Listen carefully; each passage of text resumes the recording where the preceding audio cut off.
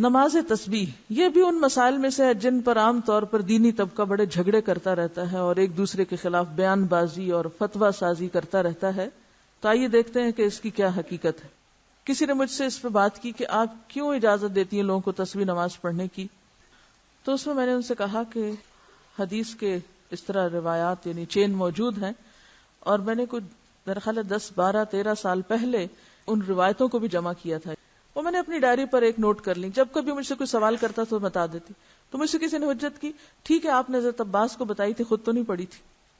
مجھے یہ بتائیے کہ کیا آپ کا بتانا کافی نہیں؟ یہ کوئی دلیل ہے؟ دوسری بات یہ کہ بعض اوقات جماعت سے بھی لوگوں نے پڑھی، اور جن پڑھانے والوں میں خود بھی شامل تھی، اگرچہ اب میں اس کو بہت عرصے سے بالکل ترک کر چکی ہوں، کیونکہ افضل یہی ہے کہ جماعت سے یہ چونکہ نہیں پڑھنے کو کہا گیا تو نہ پڑھی جائے. اگرچہ کئی نفل نمازیں جماعت سے بھی پڑھی جاتی ہیں، جس میں نماز تراویح بھی ہے اور کچھ اور، کہ لوگ اس میں پھر خود نہیں گن سکتے، نہیں پڑھ سکتے، تو بعض اوقات وہ آسانی سمجھتے کہ چلو، اور بعض لمبی نماز اکیلے پڑھنے مشکل ہوتی، سب کے ساتھ مل کے پڑھنے. تو اس کے لیے بھی جس کو سامنے رکھ کے میں عمل کرتی تھی وہ یہ کہ نفل نماز چونکہ جماعت سے پڑھی گئی ہے اور یہ بھی ایک نفل نماز ہے تو کوئی حرج نہیں اگر کوئی جماعت سے بھی پڑھ رہا ہے، لیکن پھر بھی بہتر یہی ہے کہ آپ الگ پڑھیں، اور کم از کم مجھ جیسے لوگ اس چیز کو اتنی ہوا نہ دیں.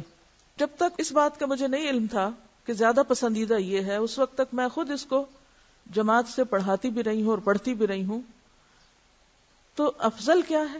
اکیلے پڑھیں.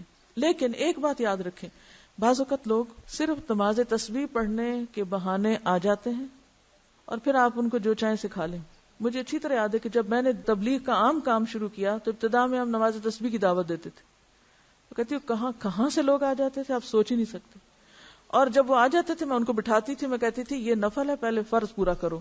وہ کہتے تھے کیا؟ میں کہتی تھی علم حاصل کرنا فرض ہے، پہلے درس کریں گے پھر تسبیح پڑھیں گے. اور اس طرح الحمدللہ اس علم کے شوق میں پھر بہت سی اچھی باتیں انہیں سکھائیں. کرتے کرتے لوگوں کو نماز تسبیح تو بھول گئی اور درس یاد ہو گئے. سیکھنے سکھانے کا سلسلہ. تو اس میں یہ ہے کہ بہرحال پھر بھی میں یہ کہوں گی کہ نفل نماز کی چونکہ جماعت سے پڑھنے کی رخصت موجود ہے، تو کبھی اگر کسی نے ایسا کر لیا تو ہم اس کو حرام یا بدعت یا ایسا نہیں قرار دیں گے. جس چیز کی ایک گنجائش کہیں موجود ہے تو کبھی دین کے فائدے میں اسے کر بھی لیا جائے تو وہ کفر میں شامل نہیں ہو جاتا. یا تو یہ نا بالکل ہی دلیل نہ ہو کہ نفل نماز کی جماعت کی دلیل ہے ہی نہیں، پھر تو غلط ہے. لیکن اگر دلیل ہے، جیسے اطمان بن مالک کی روایت میں آتا ہے، انہوں نے اپنے گھر کے ایک حصے کو مسجد بنانا چاہا تو آپ کو دعوت دی، آپ تشریف لائے، سب لوگ اکٹھے ہوئے تو آپ نے فرض نماز کے علاوہ ایک وقت میں نفل وہاں باجماعت پڑھائے. اسی طرح حضرت انس کے گھر گئے کہ آپ حضرت انس آگے تھے، پھر وہ پیچھے خاتون تھی. مسلم کی روایت میں آتا ہے فصلی بنا فی غیر صلاۃ الفریضۃ، یا کچھ ایسا لفظ ہے کہ ہمیں آپ نے فرض نماز کے علاوہ وقت میں نفل نماز جو تھے جماعت سے پڑھائے. تو اکا دکا اگر مثالیں ملتی ہیں تو کبھی اکا دکا دفعہ اگر آپ ایسا بھی کر لیں تو گناہ میں شامل نہیں ہوگا. ہاں یہ ضرور خیال کریں کہ نوافل فرائض پر نہ چھا جائیں، کہ لوگ فرض بھول جائیں اور نفل کی طرف چل پڑیں، بلکہ نفل کے لیے آئیں تو ان کو فرض یاد دلائیں. عبداللہ بن عباس رضی اللہ عنہ سے روایت ہے، نبی صلی اللہ علیہ وسلم نے عباس بن عبد المطلب رضی اللہ عنہ سے فرمایا، اے چچا جان عباس، کیا میں آپ کو کچھ عطا نہ کروں؟ کیا آپ کو کچھ عنایت نہ کروں؟ کیا میں آپ کو کوئی تحفہ پیش نہ کروں؟ کیا میں آپ کو 10 اچھی خصلتوں والا نہ بنا دوں کہ جب آپ یہ عمل کریں تو اللہ تعالیٰ آپ کے اگلے پچھلے پرانے نئے انجانے میں اور جان بوجھ کر کیے گئے تمام چھوٹے بڑے پوشیدہ اور ظاہر گناہ معاف فرما دے؟ وہ یہ ہے کہ آپ 4 رکعات نفل اس طرح ادا کریں کہ ہر رکعت میں سورۃ فاتحہ اور کوئی دوسری سورت پڑھیں. جب آپ اس قرات سے فارغ ہو جائیں تو قیام کی حالت میں ہی یہ کلمات 15 بار پڑھیں، یعنی قرات کر کے سورۃ الفاتحہ پڑھ کے سبحان اللہ والحمد للہ ولا الہ الا اللہ واللہ اکبر. پھر آپ رکوع میں جائیں، تسبیحات رکوع سے فارغ ہو کر رکوع میں ہی ان کلمات کو 10 بار دہرائیں. پھر رکوع سے اٹھ جائیں اور سمع اللہ لمن حمدہ وغیرہ سے فارغ ہو کر 10 بار ہی کلمات پڑھیں. پھر سجدے میں جائیں، سجدے کی دعائیں پڑھنے کے بعد یہی کلمات 10 بار پڑھیں. پھر سجدے سے سر اٹھائیں اور جلسہ میں جو دعائیں ہیں وہ پڑھ کے 10 بار انہی کلمات کو دہرائیں. پھر دوسرے سجدے میں چلے جائیں، پہلے سجدے کی طرح 10 بار پھر اس تسبیح کو ادا کریں. پھر سجدے سے سر اٹھائیں اور جلسہ استراحت میں کچھ اور پڑھے بغیر 10 بار اس تسبیح کو دہرائیں. ایک رکعت میں کل 75 تسبیحات ہوئی. اسی طرح 4 رکعات میں یہ عمل دہرائیں. اگر آپ طاقت رکھتے ہو تو نماز تسبیح روزانہ ایک بار پڑھیں. اگر آپ ایسا نہ کر سکتے ہو تو ہر جمعہ ایک بار پڑھیں. یہ نہ کر سکتے ہو تو ہر مہینے میں ایک بار پڑھیں. یہ بھی نہ کر سکے تو سال میں ایک بار. اگر آپ سال میں بھی ایک بار نہ کر سکتے ہو تو زندگی میں ایک بار ضرور پڑھیں. حافظ ابن حجر رحمۃ اللہ علیہ فرماتے ہیں کہ یہ حدیث کثرت طرق کی بنا پر حسن درجے کی ہے. یعنی نماز تسبیح کی حدیث جو ہے اس کے بہت سے طرق ہیں، یعنی بہت سی چینز ہیں، اس لیے یہ حسن درجے کی ہے. شیخ البانی فرماتے ہیں کہ امام حاکم اور حافظ ذہبی نے اس حدیث کی تقویت کی طرف اشارہ کیا ہے اور یہ حق ہے. یعنی البانی کے نزدیک بھی یہ بات درست ہے کیونکہ اس کے بہت سے طرق ہیں. علامہ مبارک پوری شیخ احمد شاکر نے بھی اسے حسن کہا ہے، جبکہ خطیب بغدادی، نووی، ابن صلاح نے اسے صحیح کہا ہے.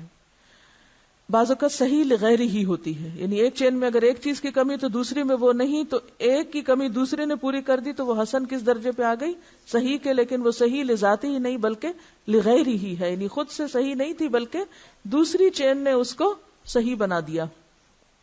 نماز تسبیح میں تسبیحات تشہد میں التحیات سے پہلے پڑھیں بخلاف دوسرے ارکان کے. ٹھیک ہے، باقی تو یہ نا سورۃ فاتحہ وغیرہ پڑھ کے تلاوت کر کے پھر تسبیح پڑھیں. اسی طرح سجدے کی تسبیح پڑھ کے پھر یہ تسبیحات پڑھیں. سمع اللہ لمن حمدہ کہہ کے پھر تسبیحات پڑھیں. سجدے کی تسبیح پڑھ کے پھر یہ تسبیحات پڑھیں. اسی طرح دوسرے سجدے سے اٹھ کے پڑھ کے پھر اٹھیں. لیکن تشہد میں آپ کیسے پڑھیں؟ تشہد سے پہلے بخلاف دوسرے ارکان کے. نماز تسبیح کے بعد پڑھی جانے والی دعا کی سند سخت ضعیف ہے. معلوم نہیں وہ کون سی دعا ہے، میرے علم میں تو نہیں. بہرحال جو بھی لوگ کو خاص دعا پڑھتے ہیں وہ ضعیف ہے. اس کے راوی عبد القدوس بن حبیب کو حافظ ہیثمی نے متروک اور عبداللہ بن مبارک نے کذاب کہا ہے. یاد رہے کہ اس حدیث شریف میں نماز تسبیح کو باجماعت ادا کرنے کا ذکر نہیں ہے. صرف انفرادی عمل کے طور پر نبی صلی اللہ علیہ وسلم نے اپنے چچا جان کو اس کی ترغیب دی ہے. لہذا جو مسلمان نماز تسبیح ادا کرنا چاہے اسے چاہیے کہ پہلے نماز تسبیح کا طریقہ سیکھے، پھر اسے تنہائی میں اکیلا پڑھے. یہ رویہ بھی انتہائی مہلک ہے کہ بندہ فرض نمازوں پہ تو توجہ نہ دے مگر نماز تسبیح ادا کرنے کے لیے ہمہ وقت بے تاب رہے.